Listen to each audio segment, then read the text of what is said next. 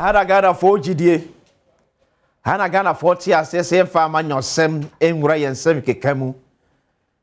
Near Mobile, my Ghana, every pay your SCP.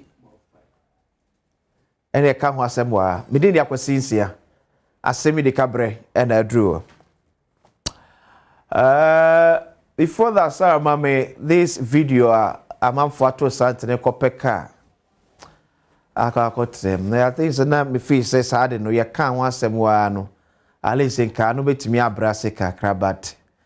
I say it's not getting any better. I'm on for salite, tin. We allow Crofosa, Equa Copecao, and Kawi. Okay, near Suena Elodi. The Academia, and the Suena Elodi, the Academia, Equan. It is house a time ben na obedi sa lie we so. Na wa fro kai bi akwa kodru ba bi awoko. Yeah, too much. I know ya ide. Me name whatever that is happening. It's becoming too much. Minister for Transport. It's becoming too much. What is the challenge? Or how no a day? Ye free 2025, eba 2026 no. Ye bu kompo ye hu bibi sa. Esi ye be wura 2026 si ye be nya sa hu ye hien. Se hu bibi sa na ye preparation et say. It is so sad. And yet, Jackie of Joy News, and Mammy Abro, or delay no afe no abre, no mpe boy man etna so. Say my mammy video no. Okwatena say as of no pa 8. 5 minutes to 11, 10:55 no nyaka. According to Mammy Abro no. Okwatena say anopa 8, 10:55, 5 minutes to 11 no nyaka. Ti mammy no come on Jackie ediabi. Sitting here, how long have you been sitting here for? I came here 8 o'clock. 8? Yeah. And it's now some few minutes to 11. Yeah. Like just 5 minutes to 11. Yeah. Wow. So it means you had to get this stone to sit on. Oh. And this has been the situation every day? Every day. Every day. Every day, this is the situation here. So if you don't have a friend to pick you, then you will be going up and down, just like that. Wow. And every time here at the Teteku bus stop, this is what you go through. Well, there's people in charge. What do you want them to do here? You are pleading for a bus. We need a bus. But we heard there were some buses around. You haven't seen any? Oh, no. I haven't. Eti, where's your Tetegu? My member one echo. Or so quatina 8 anopa 8. 5 minutes to 11. Na onyaka. To so pebuobi no tenaso. Minima dear, my name is Amoah Deputy Pro GPRTU. Sabi, good morning. Good morning, Akwasi. Some more short cars na. Akwasi, Minister, I mean, chair on what you for. Akwasi, the echo society, idea, dream papa paye. Na ya best idea when you say, nipa ebe krum sisi no, akodo swasin kaneno. Now say eduru mi sa na yenso aye ahyenkafo a ya fa eto yenhu so aye so moman no be yenso ye pe kwan ebe fa so a ye betimi anya e kan say more vehicles steady service and no na be problem kakra mi say na so me kopie mu transport ministries ma vice president kwa betina mu bia we made them understood say enye bo apayo bi ene ya sheda de cars ni bia kosie na mumu no ni nyina ne say one, yes, search MIA say cars ni be akika shops. And at the same time, so passengers number be more. And the Juma and so individuals and to talk to cars measure, almost they register with the unions now, almost so at the year Juma the for passengers. Ain't you know, baby, you know, as I say, buying a bomb of the answer, no, so baby. Now, what you are supporting with more buses, they think they are small minor. If you don't know, so Mobeka say, Amoah try some the more buses, baby, beba, Ayalolo section, the Diako, Metro must be used by a private sector. Major yet media small man. So that is the situation now.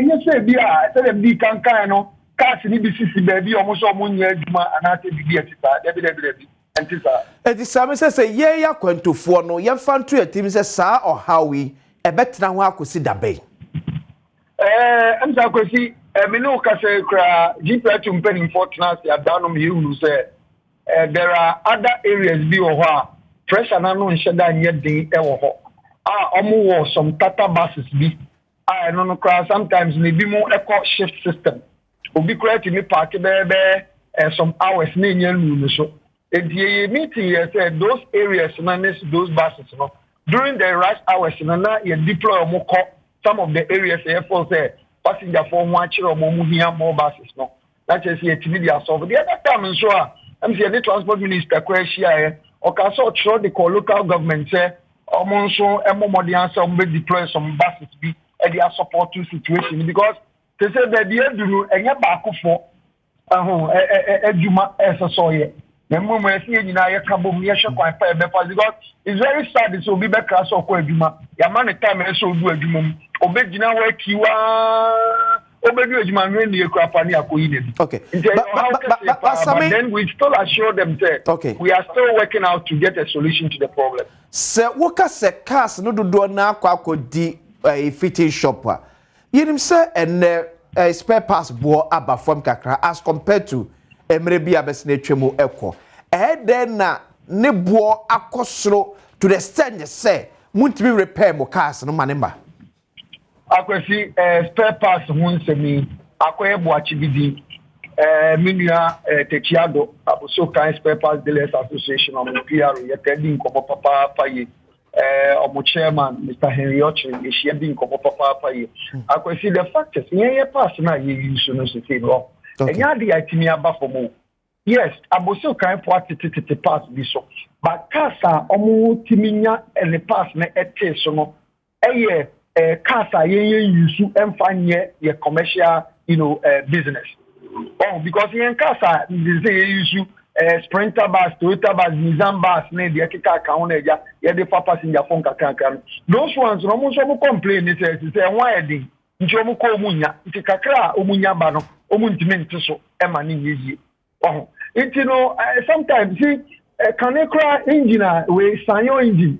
Na kanene na me kan say be 35,000 near. This say peja ni mu o Toyota engine ade nyina say o Toyota engine say na so person wo to bi edisima unkuta be 65,000 to 70,000 e kan say Ghana city untibi nto engine na o dey sika ni nti ni nyina na akoyo how kese e dey am that we are ni ankasa mi station usa fe bi edu a ye we ye submit ye vehicle e kan say registration numbers in the municipal assembly ni agi yearly stickers previous years that was last year January me submitted 152 cars as at this January I me sign cars for stickers no cars minya ko 92 cars my search money who say the akanyina ebi wo body works ebi engine say obi si media box internet say nkai ni nyina no akika shops ka una phone to me repair no emfa mabad the other time kwa ni enim pedifodi common yes say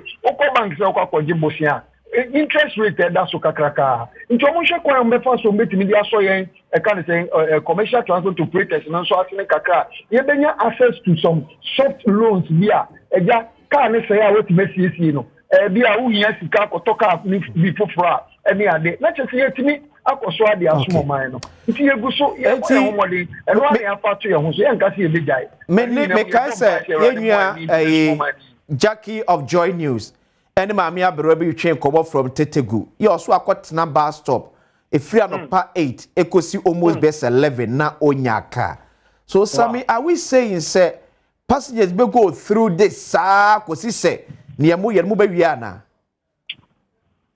em say dia okay em say ya de bia emu oyere eni nti ameka say ye ne minister no edi nkomo ono nso ye ka situation ni kire ema oni nyina no kobe adwen kobe nkrum say I remember the other time crowd say or trauma STC crowd say at least someone support with some other bus because we were call long distance about no other parking. We are the whole day, the next day inside the do so. Now common short the map okay. But I don't see why still those buses and so intimate maximum support. But how it's steady air corner and then penny 4% to an among they are approaching ministry national say currently because is here no unique as different places there as a coco crab and I say be it a buying now. What share boss or the buses maybe back. Okay. We don't know when those buses will be coming. The best thing we have to do is say the ministry they can say ombema other buses maybe have best support. I think that will help the situation for now. Okay. For now, the infantry team say I will hear they become kakra. The equity and say home from my fire kakra. Okay. But me did say enche. Yeah, very nice. Mati, Medasipi, Samuel Amoah Deputy Pro. And my GPRTU, I'm just saying, and common. It's so sad. Now, we are sending messages here. It's not only in Accra. People are concentrated too much on Accra. Okay, Mati Kumase for Yate. Yabeba Monsona, Yabicha Monsomodi.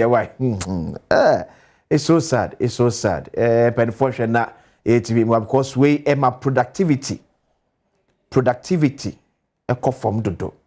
Because my Mia Brewery almost best 3 hours. Na onya car. Obia oko adwuma so ko do adwuma be 8 ofrifie be 6 and a call station better 7 na wonya car traffic kura esa ewom sa patch ma traffic a picture no man father say come a cookie tea of TV3 on the twa traffic my cars na abo apeso traffic no traffic hwe we ye no traffic o e ti no kura wonya car no kura na wo se kono kura no or no when you can around say 8:30 no kono traffic is said in and so no so we go do adwuma no na almost best 11 or best free office best 5 you best no asakodi bus stop wadom 2-3 hours no nya car no somebody similar traffic him or you go do fie no na almost anu best 10-11 the best Minister of Transport, we be able to be able to see here. Yan tentem and famwa. The situation here is a minute. I was here. Asem Yi Di Ka is a person mu etwaso.